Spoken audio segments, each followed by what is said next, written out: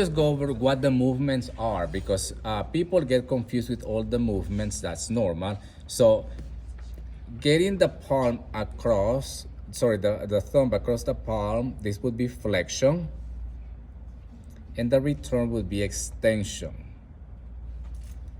Now from here going up, this would be abduction, and coming back down, this would be adduction of the thumb. Okay, now that we've clarified that, let's start with the abductor pollicis brevis. We already worked on finding the abductor pollicis longus because it's part of the snuff box.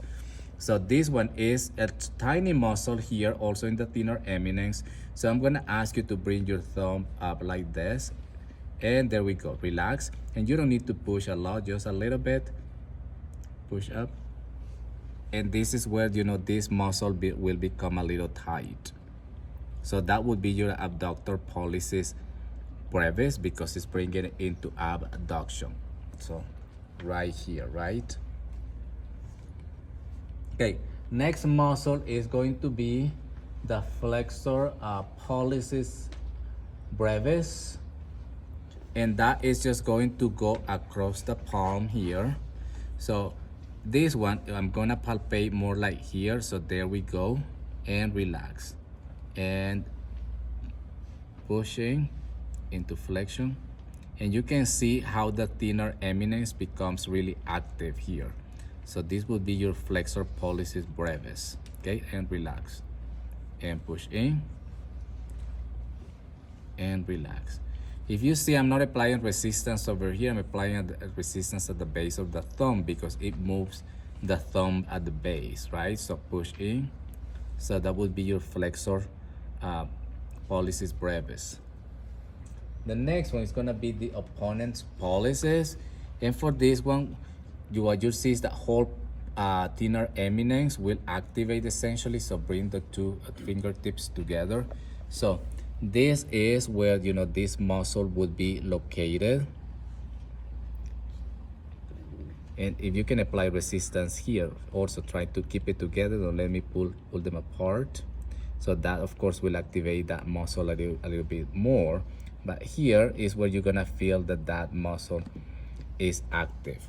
Now, a lot of muscles will activate here, because to bring the thumb into opposition, the thumb has to come into abduction and flexion. So this is a combination of those two movements. For that reason, not just the opponent's muscle becomes active, but also the flexor pollicis brevis, as well as the abductor pollicis brevis. So all those muscles become active, and that's why your thenar eminence is active. This is just important for when you're evaluating patients with carpal tunnel syndrome, or a problem with the median nerve that innervates all these muscles. You want to see if they're able to do that, because they may be okay with it. Well, probably not. You probably will see that they're not able to do that, and that's because the muscle is too weak. Okay.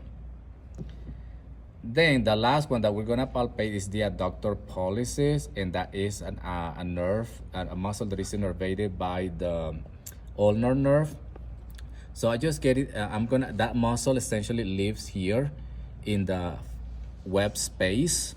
So right now it's soft, but I can just ask him to bring the thumb closer, and you feel that muscle active. Just push a little bit and relax, and push and relax, and push and relax.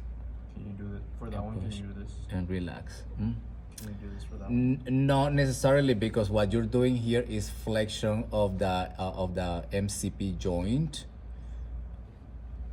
You're doing MCP joint flexion over here more than adduction, because here I'm not activating this MCP joint, I'm just activating this adduction only. Push in, okay, and you feel the contraction there. Okay, so can you guys do all those muscles of the thumb? Okay.